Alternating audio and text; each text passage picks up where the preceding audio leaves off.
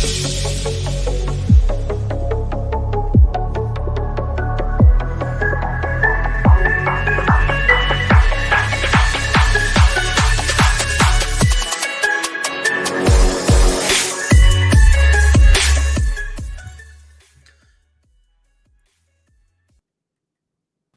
is up? Welcome to another Victory Monday. Woo! Mike, what is going on, dude? How are you feeling? Honestly, I feel very, very happy to be 2-0, but man, that game could have been an ugly, it's could have been a different stream, but we're happy, we're 2-0, but man, that was a very heart-racing type of game. Yeah, the cardiac cards are back, right? Absolutely.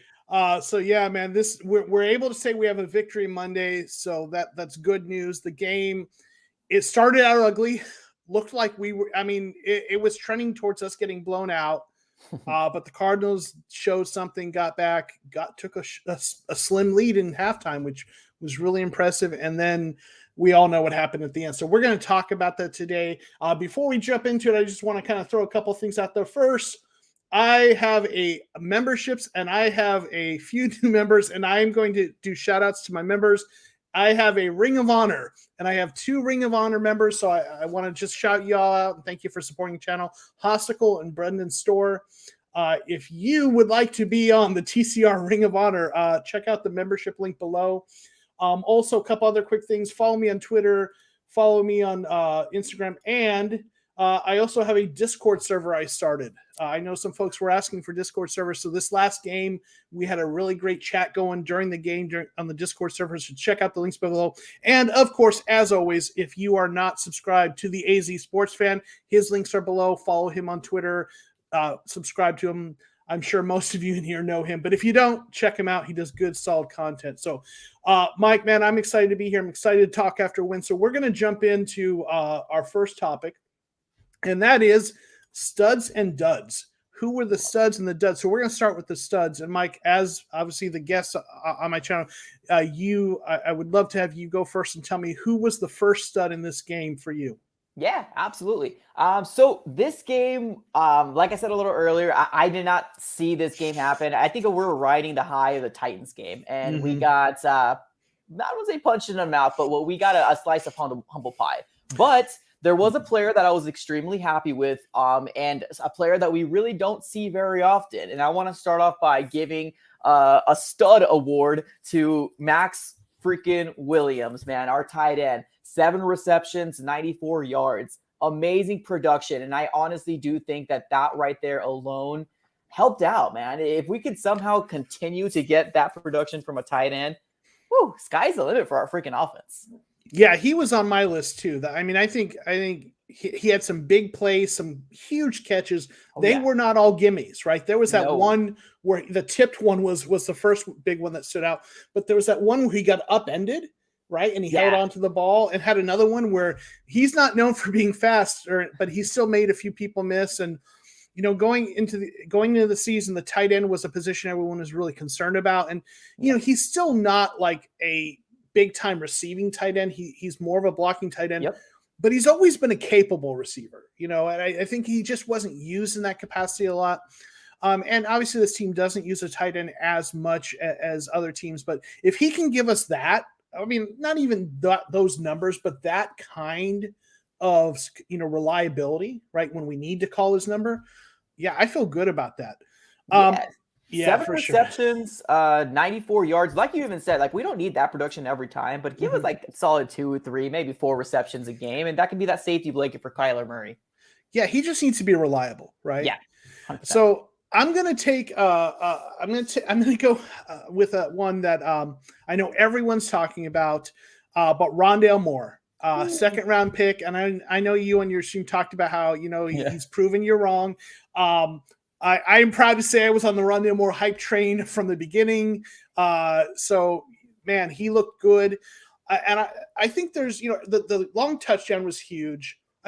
He showed his ability with speed and shiftiness, but he's also showing some smarts right now. I know that fumble wasn't great, but that's going to happen sometimes. Fortunately, it didn't end up being a turnover. But I'll tell you what, there were two plays that were really huge. Obviously, the long touchdown, and it's not just that he caught it and he was fast, but he knew how to get in the right position, right? He saw what was going on and he got himself in a spot where Kyler Murray could see him and throw it to him. That's what Russell Wilson's receivers do, and that's what Russell Wilson does. And that was very, Seattle-esque. So being in the right spot, knowing that his quarterback's scrambling and making himself a good target was smart. But I think the underrated play was the play he made to set up that 62-yard field goal. He caught the ball. He knew he needed to make something of it. So he used the combination of smarts and his skills. Because if you watch that play again, he made like 3 or 4 guys miss. Oh, yeah. In a way that there's only a few players in this league that can make people miss and break tackles and get through people the way he did. And then he got out of bounds with 1 second left, right?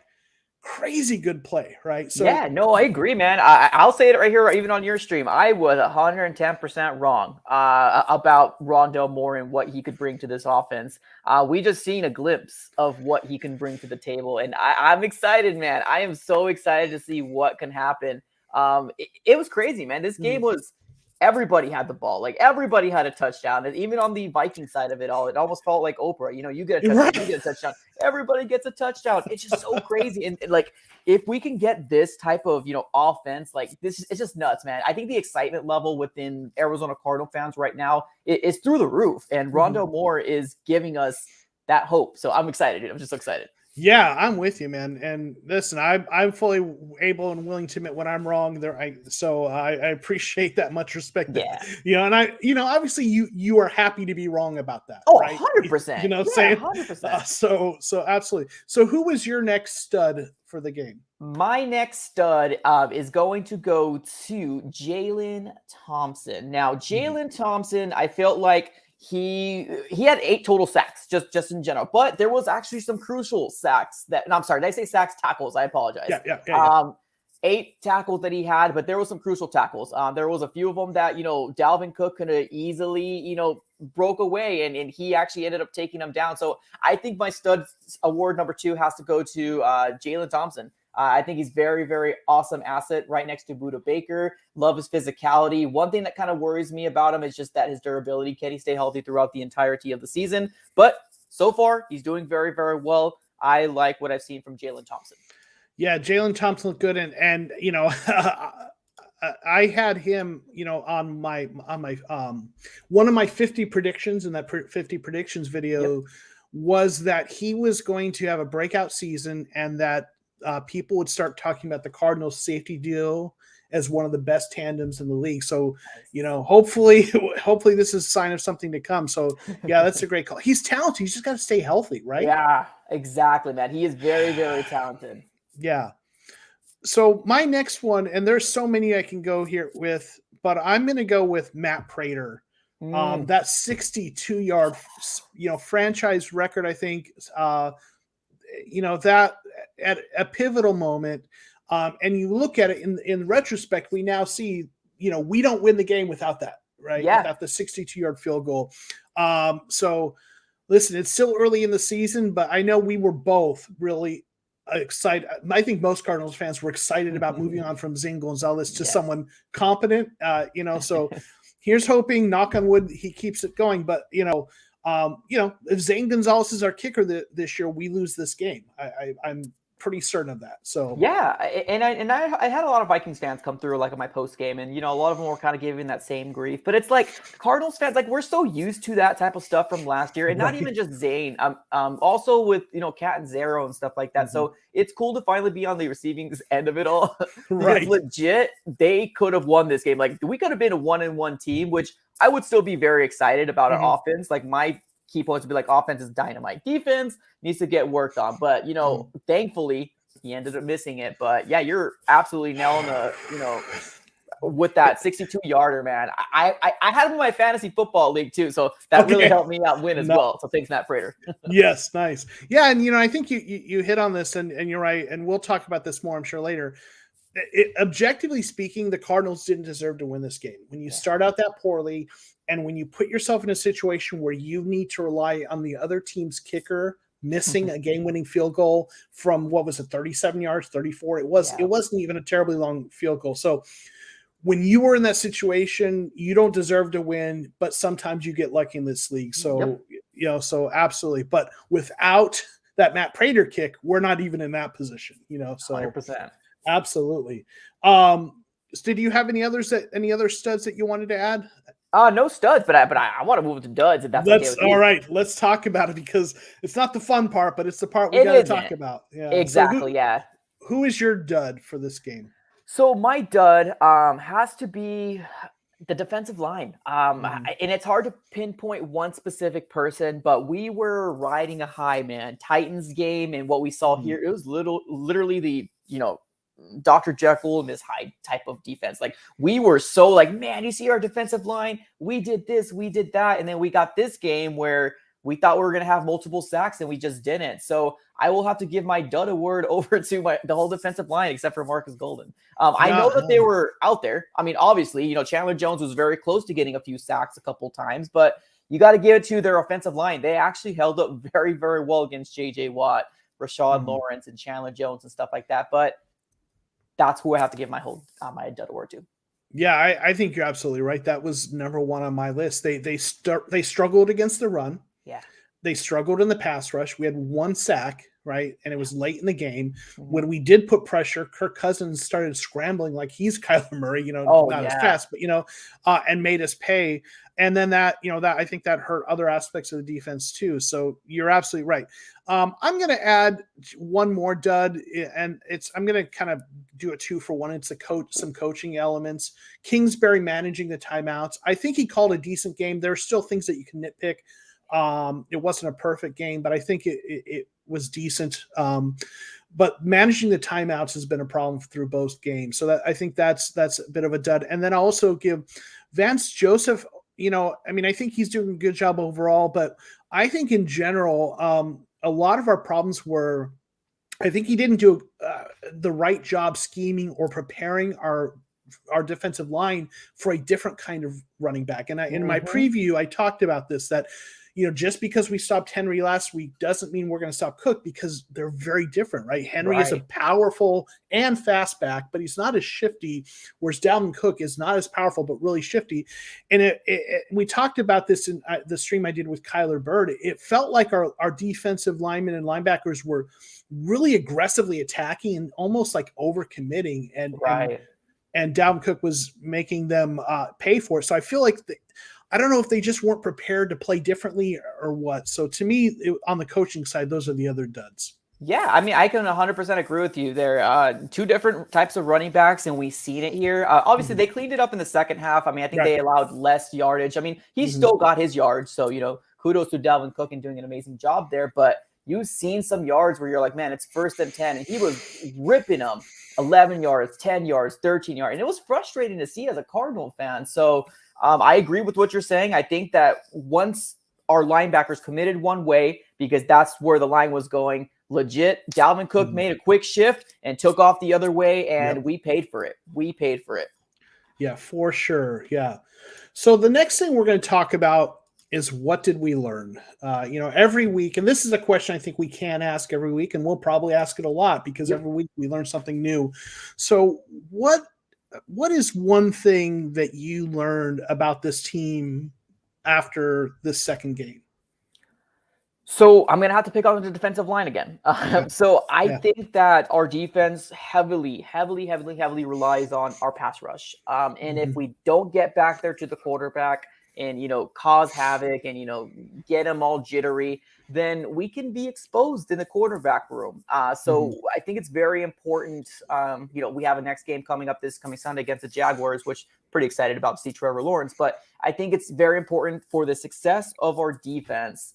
We need to make sure that Chandler Jones, J.J. Watt, and everybody on the defensive line is full steam ahead. Like, they need to have that aggression. They need to have that physicality and really try to wreak havoc on that quarterback, because if it doesn't, we're going to see stuff like this. Because yes, we like Byron. Yes, we like, Marco. Alfred and Marco and stuff like that. But I do think that you give any quarterback enough time in the NFL, they're going to find an open receiver. It's just the truth of the nature. We don't have a Jalen type Ramsey type cornerback. We have good ones, and they can be great. It's just you give people like 30, 4, 5 seconds. That's enough to find an open receiver. So that's what I've learned. Quarterbacks are good. They're not great. Yeah, that was on my list too. If the cornerbacks are going to struggle, if the pass rush struggles, so absolutely right. I'm going to talk about a little bit something that I learned that I think is going to be different about the way Kyler plays this year, and we'll see moving forward. But what I seem to be observing is that Kyler Murray is going to spread his targets out more than he did last year. Hopkins, wasn't I don't think he was the leading targeted receiver. Now, some of that might have been double teaming, but even in week 1, they spread it out and it seems more than they did last year. I think Hopkins is still going to end with the most targets, most receptions, and most yards, but they're going to spread this out a bit. And a lot of guys are going to be in on it. And the other thing with Kyler is he's going to throw more and run less is what it's looking like. I mean, right. He was one of those guys that ran a lot, threw some touchdowns, but didn't even eclipse 4,000 yards passing, right? And he was not a high yardage quarterback. Thus far, I think he's second in passing yards behind Derek Carr, if I'm not mistaken. Now, I don't think he's going to keep throwing for 400 yards every week, but I don't think he's going to be a 211 yard, 2 touchdown, 1 interception guy with 70 yards. I think he's going to be a 300 yards, 3 touchdown, 1 interception, 40 yards rushing guy. Yeah. So that's go ahead, sir. Oh, my bad. No, I was like, I do think that evolution and where we become as a Cardinal offense is very important. We know that the last 2 seasons that we had Kyler, he struggled with injuries towards the end. And I do think the coaching staff is making a huge emphasis to make him not become that Lamar Jackson type, but to be, run, you can run. Yeah, I trust that he's very, very smart in what he does. But, man, his throwing arm and everything that Kyler Murray has done so far is just leaps and bounds. I feel like he just made this huge jump from like the end of last year to today. But talking a little bit back of, in towards of like the most receptions, you're right. It wasn't Hopkins. It was actually Max Williams and Rondale Moore. They both got tied with 7 receptions each. And I love it. I freaking love it. People, got on my stream. They're like, oh, are you upset because Hopkins didn't, get that many yardage, in the second half or after like the first quarter or something like that? Honestly, I think if I don't have Hopkins in my fantasy football league, I don't care too much about it. As long as we win and he gets his own yardage, I'm cool with it. But I love what we're seeing, because what does happen if Hopkins is doubled, tripled? Then, we've seen kind of that situation where if that gets taken away, we don't have anybody else. But we've seen this, all these players coming up with Rondale Moore. Christian Kirk is actually showing up and being very, very well. Max Williams, if he can give us some of this production, then I would be excited. And even AJ Green got a touchdown. So, man, we have so many weapons. It's crazy. Yeah. And what was the biggest criticism of this offense last year? It was too predictable. Yep. Right.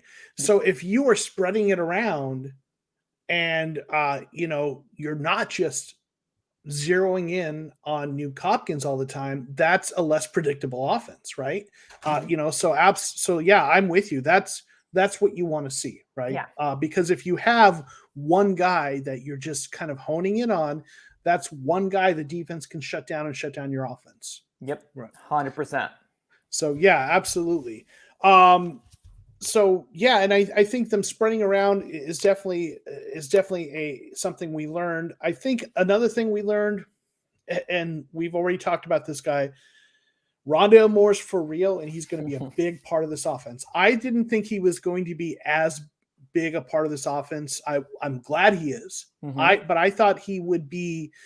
I mean, and we'll see. I mean, this is just 2 weeks, but I thought he might be a guy who every week was between 30 and 50 yards, receiving, and maybe 20 to 30 yards rushing, and get an occasional touchdown once in a while, have a big game.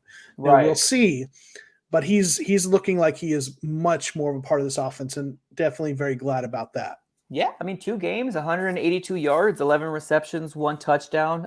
Yeah, I honestly do think that, man, this guy's special, and I want to slap myself up and down in April because I was completely wrong.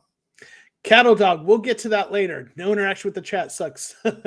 I'm not ignoring y'all. We kind of get that Q&A going towards the end. So I hear y'all. We'll get to that. So bear with me. But I do see y'all. So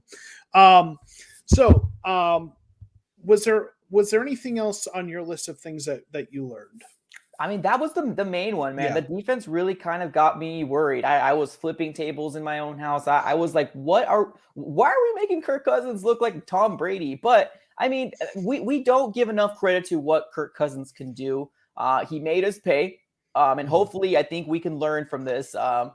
Thankfully we got the win and we're 2-0. We're the very few. I think there's like 6 or 7 or 8 teams left. No, I think it's like 6 teams left that are like still that are 2-0 right now. And I'm happy to be a part of that. Yeah, for sure. So the next question we're going to talk about this kind of builds off of this. How do we feel about this team after 2 games? Now that we're 2 games in, how do we feel about where this Cardinals team is at? I'm happy, man. It's crazy because so last year I talk about this a lot during my during my podcasts and stuff like that. That we've seen this before.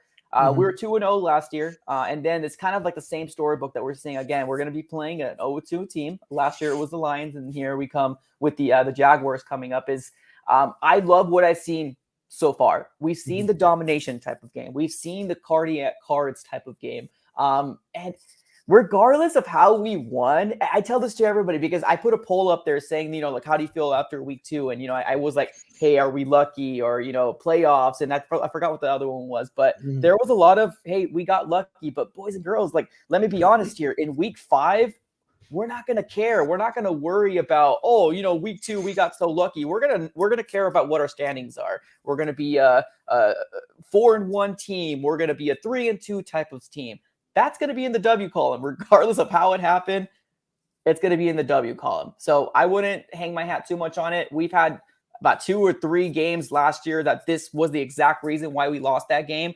And it went our favor this time. Yeah, for sure. I mean, like I talked about this earlier, we were lucky to win this game. I'm still optimistic though, like you. Yeah.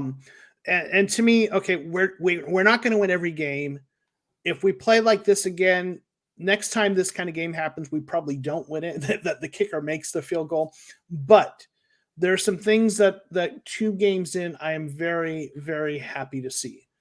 One, this offense looks like it can consistently move the ball, right? Yep. I mean, last year, and again, it's only 2 weeks, so we need to see it keep going. But last year, this offense, there were points where it just kind of stagnated, right? It just where it's really – they had enough big plays to put up some points, and they could do it consistently enough to be, a top, somewhere in the top 10 to 15 offenses. But they look like a team that is really hard to stop, right? and a team that they look like a top 5, top 3 offense. Even like this game, it was about the struggles were about the defense. It wasn't the offense, right? Yep. So the fact that this offense just looked harder to stop, it didn't get stagnant. They were able to keep moving the ball. No offense is every offense is gonna get stopped sometimes, but they didn't have those prolonged stagnating periods. So I'm optimistic about that. Yes, the defense struggled. It looked really good in week 1, but the fact that they're capable of playing like an elite defense at moments, and that even after a game like this where they start out first half, they did kind of tighten it up and they played well second half.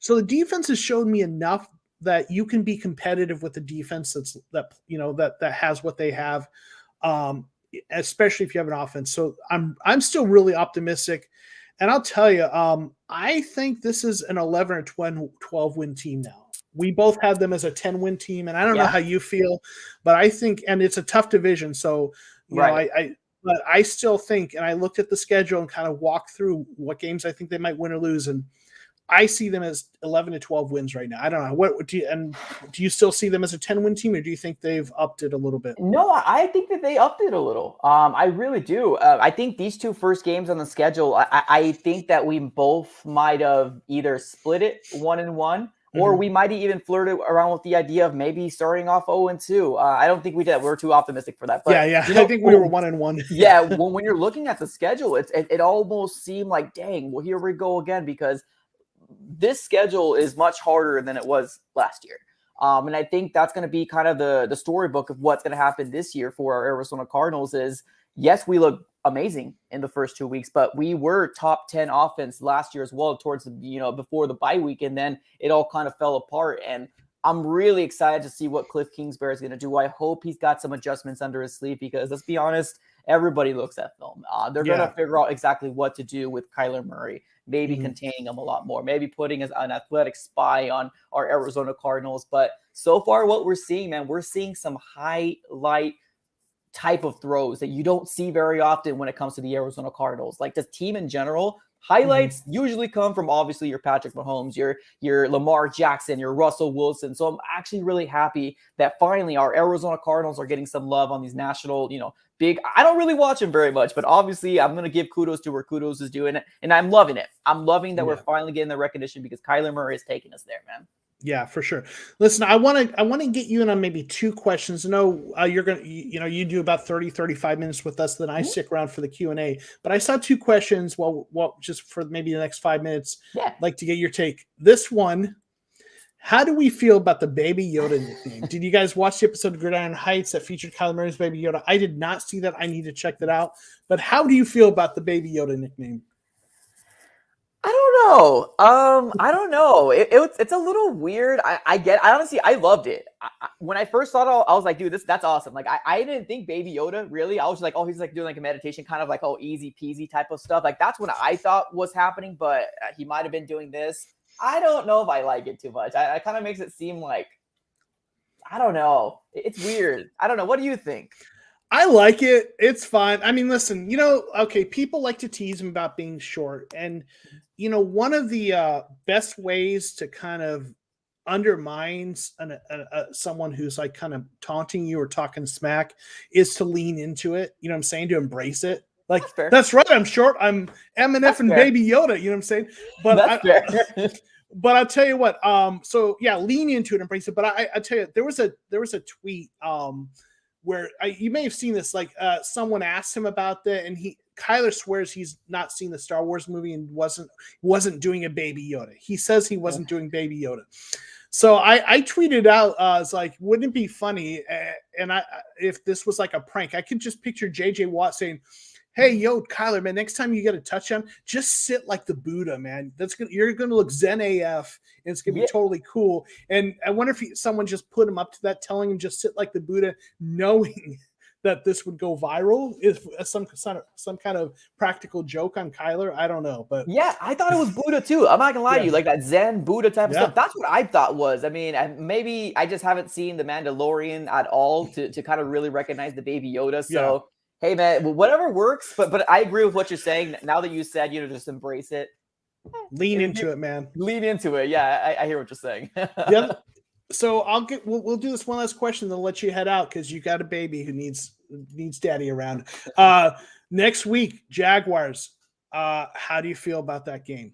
I feel good about it. I really do, but there's always gonna be kind of that, don't really be too optimistic, because I know my Cardinals. I've been a fan for a very long time, and sometimes when you see that one game, you're like, oh, that's easy. You're in for like a rude awakening, and I'm already used to it. So yes, I'm optimistic. Yes, I'm positive, but I'm not gonna talk shit until it's going to be official in that win column. Because yes, I mean everything is kind of storybook. We might be a 3-0 team, which honestly I'm gonna be so stoked. But like I said, I'm not going to get too crazy about it, but I'm excited. I'm actually really excited to see Trevor Lawrence. I want to see what he does. A lot of people are already calling him bust. I'm like, man, like give the man a break, man. It's the Jaguars, A, and B, he's with Urban Meyer, which I think it's going to help him. But there's also these like rumors and stuff like that saying that Urban Meyer isn't 100% bought in and he wants to go back to college. So it's crazy right now. Yeah, it's definitely too early to tell Yeah. if he's a bust. You really need. I think what you need in the first season is you need to see flashes of something. Yeah. But I think you need to give him like into the second season. We were we're a little spoiled because Kyler was pretty darn good in his first season. So yeah. So everyone, before I give my answer, Mike's going to head out in just a minute, and when he does, I'm going to do a little bit of Q&A. So if you got questions, get them in the chat and put a Q in front of them. So I'm going to give you guys a chance to do that before I give my answer to this question. So maybe we can get a few questions going. But so yeah, I think this is an important game for us because I think it is obviously it's got trap game written all over it. Yep.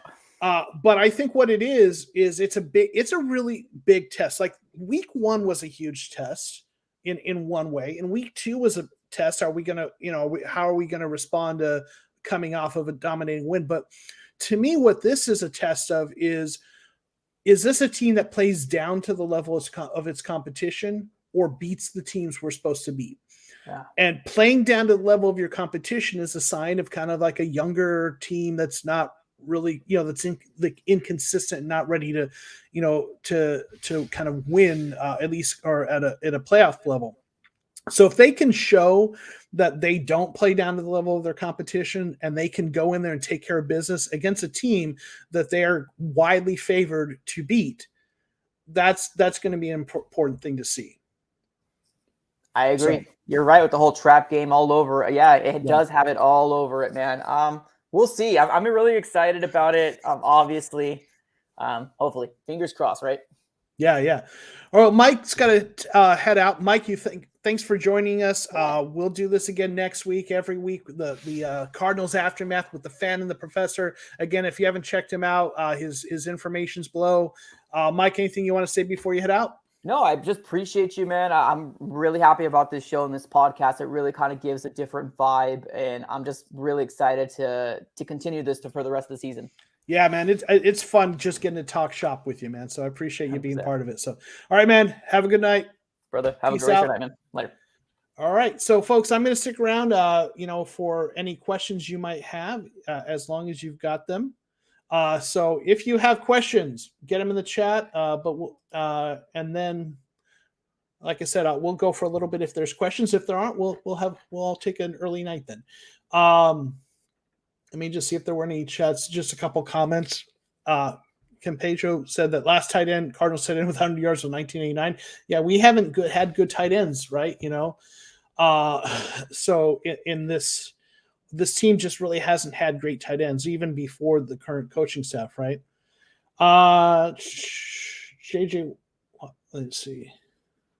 Saying JJ Watt is BS that JJ Watt's playing like 40% of the snaps. He needs to be on the field more. He's a game changer. They're getting too cute with D-line rotations.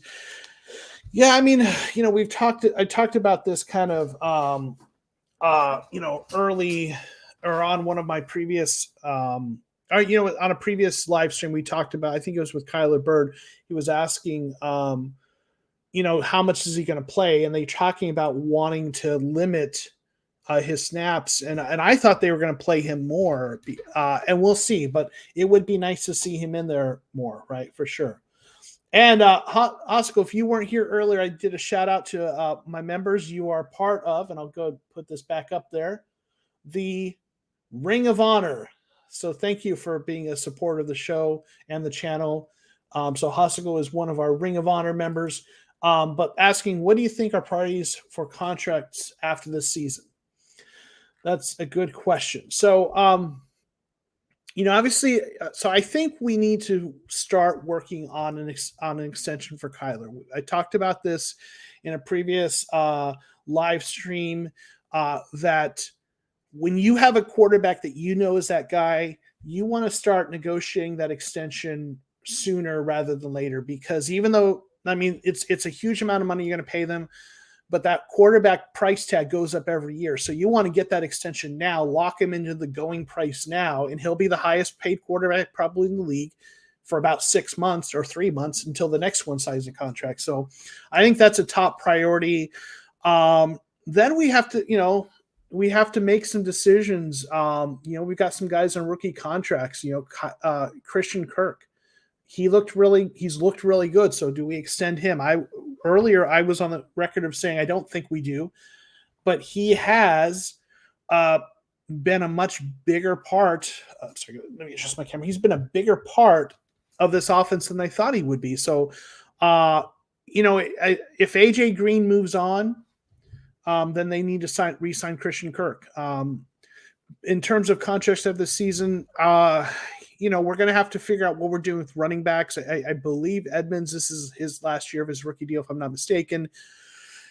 I'm not a believer in paying a lot of money for running backs. You can always pick up a guy like a James Conner for reasonable or draft someone. So, but I think extending Kyler Murray, and maybe Christian Kirk in terms of our current players. I'd have to look and see who else is a free agent.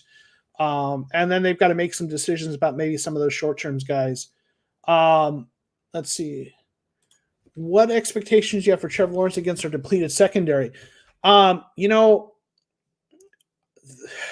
that question is, what does our pass rush do? If our pass rush gets at him, then I don't think he's going to do a lot. He hasn't looked great. I mean, Kirk Cousins is a veteran quarterback, and he had an efficient game against our cornerbacks. But I mean, I know Marco Wilson's injured, and I know Arizona Animal was talking about him being the weak link. Antonio Hamilton, who they brought in, who played, after he was injured, actually was our highest graded cornerback in week 2. So I think, I don't think he's going to pick us apart like people think he will. I don't know that people think he's going to, because he's a rookie and he's struggling, but I don't think he's going to pick our secondary apart. I think he's going to have a tough game. Honestly, I think we're going to have a good game against him, but we'll see. My friend Chris Antonelli, thank you for being here. Seahawks boot yesterday, and Cardinals, Rams, 49ers all survived some big games in their games. It's going to be a very long year for NFC West. I think the Cards are the favorites. Well, and Chris is a Seattle fan, so that's big of you to say that you think they're favorites. I mean, I try not to be too much of a homer, but when I look at the 4 teams, I mean, Seattle lost to the Titans. Titans are a good team. I think they came out flat week 1. Cardinals had maybe their best game of the season. So I don't think you lost to a bad team.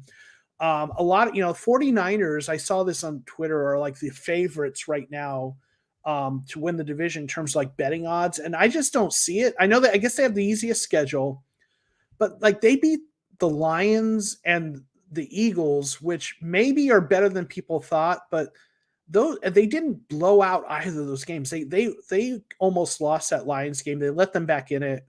I mean, maybe it wasn't that close, but they let them back in it. They didn't play. They didn't. The Eagles game wasn't great. The Rams and the Cardinals have both beaten better teams than the 49ers.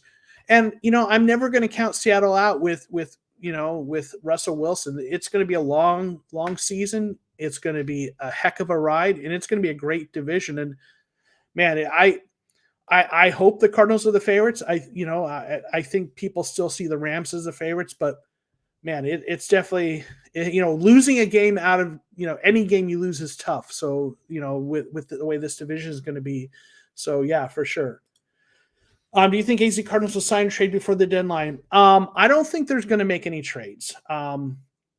I could see them signing some players, but I don't. And listen, they could prove me wrong. If they prove me wrong, I'll totally admit that. I think at this point, I think they like the roster overall, and I think any changes they're making are kind of churning the roster, right? Just kind of picking up guys at the bottom end of the roster. So, someone, I totally miss this. Yeah, Chandler Jones. Thank you, to Carolina Crown. Yeah, I think that's a priority. You got to pay that man. So yeah, I don't even know. I apologize for even missing it. That's an obvious one. Listen, I had a video about this before the season started, and this is an area where I will absolutely admit, well, I don't even know if it's that I was wrong that I felt like they needed to see him because of the injury. So maybe that's not the best way to put it, but I thought, I didn't think they should extend him at that point, but the way he looked in week 1, now he didn't look great in week 2, but let's see what happens. But if he has a good season, yeah, I think he's on that list of people you extend, right? So But yeah, I don't think they're going to make any trades. But Osticle, hey, yeah, no, thank you for supporting the channel. We really appreciate that. We need to take Kyler's video games away first. Yeah, I mean, I know he won, quote unquote, won the Pro Bowl MVP or whatever, playing the video game version of it last year. I don't know. Maybe his video games is why he's moving around like a Madden player, right? I don't know. Kirk is finally in the right spot. He's a slot wide receiver. Yeah, they're playing him in the slot, and he's thriving there. So, if they keep him around, they need to make sure they have someone on the outside to play across from Hopkins, and whether that's bringing Green back or someone else, right? Trade a first round pick next year for a front level corner at a time. I don't think that's going to happen. I think those kinds of trades, I mean, again, anything can happen, but I think we're past the point where those kinds of trades are going to happen. And man, I don't know. I'm not a big fan of trading away first round picks. That's just my own bias, but I don't know. I mean, is someone trading away their top line cornerback? Maybe but usually that's the kind of thing that happens before the season starts. I don't know if that guy's out there, maybe, but that's not really what my, kind of my thought. So other questions, there are a few folks in here. Let me just kind of, Pedro Orta, someone I've known for a long time. What is up, man? Good to see you in here. A few other folks in here. King Plumtree is here. Thank you for being here. 2-0, go AZ. Gear 3, AMV, 2-0. The Cattle Dog's here. Let's see, a few other folks that are here. Want to make sure we acknowledge Keenan. Okay, I was wrong about Kirk, and he hasn't dropped a pass this preseason. Hey, like we were talking about earlier, there are things where we love being wrong, right? Hope Prater got a game ball. That bomb of a field goal really helped us. Yeah, it was a 62-yarder. I don't know if he got one, but he hopefully did, right? So yeah, for sure, man. That was a huge kick. We've got Lenindo here, Classy Nasty. Thank you all for being here. Jovan Silva. If I missed anyone, I apologize. Okay, so we've got a couple comments and questions. Robert saying, yeah, we need to keep ours first. Let's keep our own first, our own free agents and players. Maybe I just didn't notice before, but Kirk's really been good catching the ball with a DB on him. Okay, yeah. And again, I think it comes back, and Arizona Animal said this, and I think it's right. He's playing in the slot, which is really where he is best suited. They tried playing him as an outside receiver, and that just really wasn't the best fit for him. So I think that's what's going on. We need to go after CJ Henderson, but CJ, I don't like that one. I know people brought up at least not a first round pick, because he hasn't played particularly well. If you can get him for a later pick, maybe, but even at this point, bringing someone into your system, acclimating them to the system, unless they're like a really, really good vet, I'm just not a huge fan of that. But that's my opinion, right? Oh yeah, Max Williams. We talked about that earlier. Max Williams was one. Earlier, Mike and I did our studs and duds segment. And he was definitely on both of our lists of studs. He had an outstanding performance, not just the numbers in terms of receptions and yards, leading the team in those categories, but the catches he made were really important catches. And tough catch, a couple of tough ones, and making people miss. There was one where he got upended and he held onto the ball, and he looked fantastic. And I've been a Max Williams fan.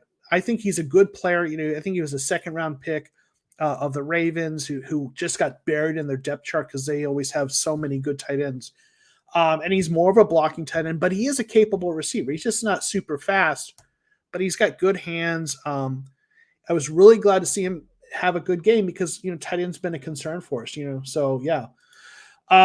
So Tay Gowan might work out his third string corner. Yeah, I think he needs a little bit of time and experience, but I love Gowan, and I think I'm really optimistic and hopeful for him. I'm glad they kept him on the roster and didn't expose him to waivers.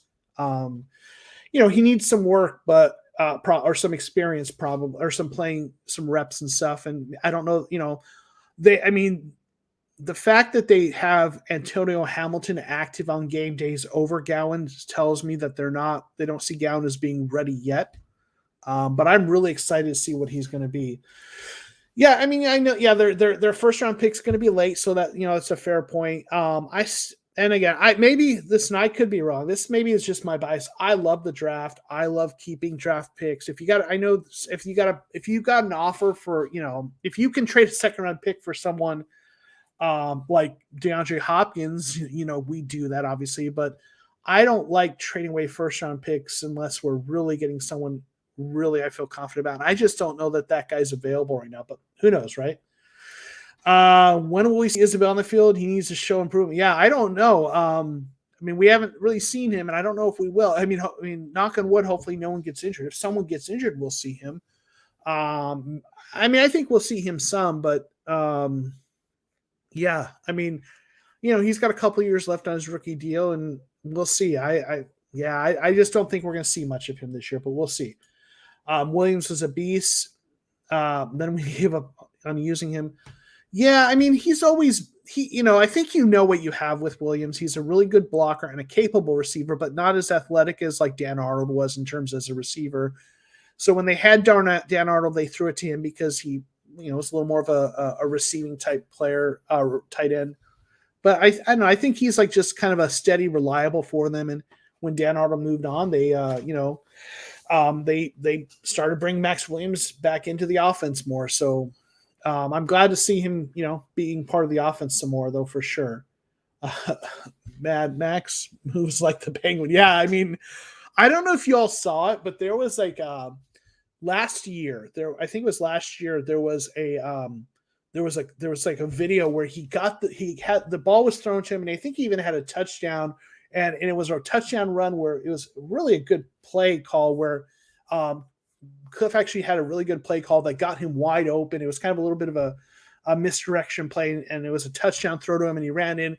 And there was a video after of like Larry Fitzgerald on the sidelines walking shuffling his feet, walking slow, kind of clowning Max Williams, in terms of him moving like the penguin. So, if you Google that, you'll probably find the video of it, but it was pretty funny. Lennon, hey man, what is going on? I went to the game. It was very awesome. The Red Sea is back and we win. Go Cars. Yeah. Hey, I'm glad you made it to the game. I bet that was a lot of fun and exciting to be at. So yeah. You saw that. That was a pretty funny clip for sure. So Fitzgerald, for as much as he's like Mr. What, kind of presents himself in this kind of really perfect PR way, dude's got some jokes, man. I always love seeing, like him tackling Ron Wolfley, and stuff on the sideline, stuff like that. So any other questions anyone's got? Kind of gone through all the questions we got here. We'll just maybe give it a minute to get any last questions. And while we're waiting for, if you have any questions or comments, get them in the chat. And I'm going to one more time give a couple announcements. Please follow me on Twitter and Instagram. The links are in the description below. And also, I set up a Discord server. I know a lot of people were asking for a Discord server. I've seen that in a number of different chats. So I set one up, and it was a lot of, it was this last game I was in there, and there were a number of us that were just kind of chatting throughout the game. Every play, we were just kind of, it was really a lot of fun. The folks that were in there seemed to really enjoy it. I won't be able to be in the Discord myself this weekend, but there'll be a group of folks there.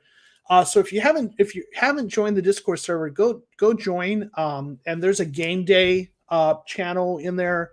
And on game day, folks are going to be in there just chatting as they watch the game. If you've never been on Discord, consider checking it out. I've been familiar with Discord, but never used it much. But I set this up, and I was on there the whole game. It was a lot of fun. So check it out.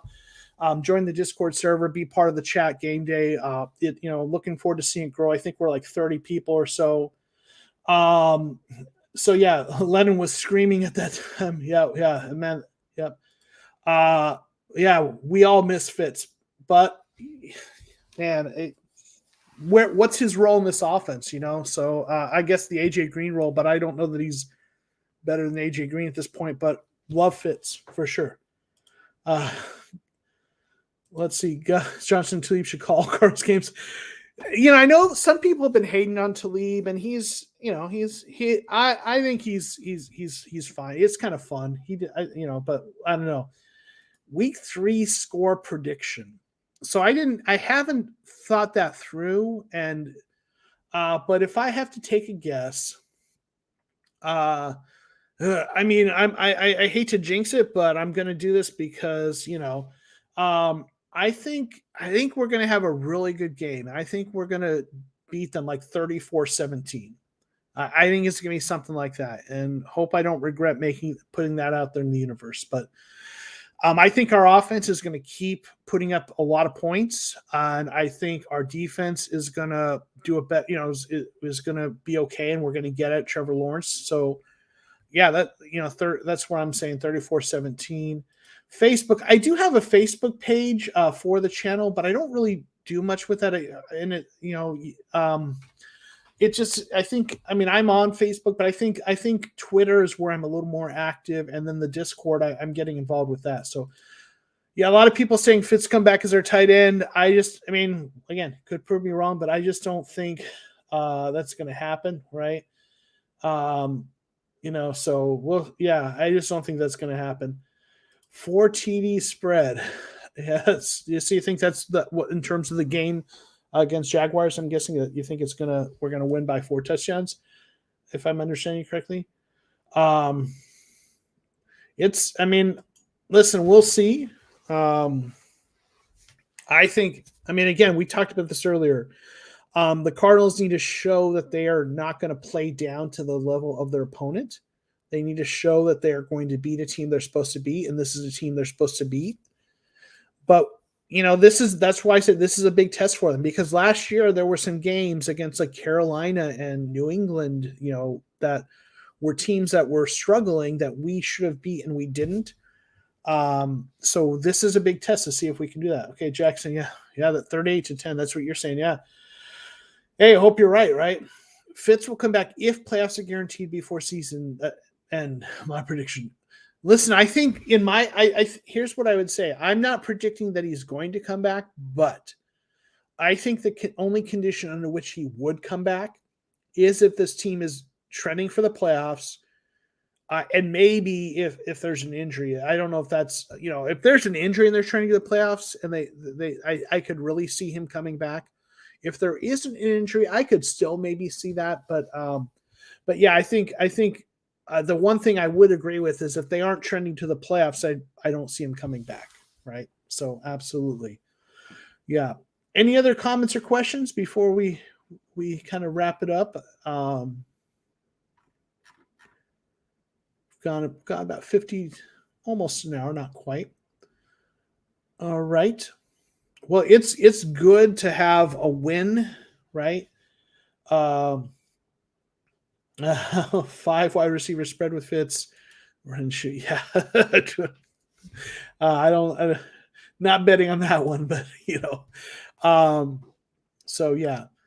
All right. Well, I think we're going to go ahead and call that a stream. We've had some good conversations with Mike earlier, some good questions. Again, having a victory Monday is a good Monday. Hopefully next week we'll have the same thing, to be able to look forward to. So thank you all for being here. Thank you for your comments. We'll do this one last question, and then we'll end from there. What's the number one need in week 3, in my opinion? Number one need in week 3 is for our defense to come out, and play well in the defensive line, to play well both against the run and the pass rush. We got to get that cleaned up. That was our biggest thing. The defensive line, the front 7 really struggling. So we got to get that cleaned up. They couldn't stop the run, and they weren't effective against the pass rush. So yeah, that to me is the number one thing. So yeah. Well, hey, thank you again, everyone. Really appreciate you all being here. It's been a good time, and we're gonna hopefully be able to have a victory Monday next week. So with that, rise up, Red Sea.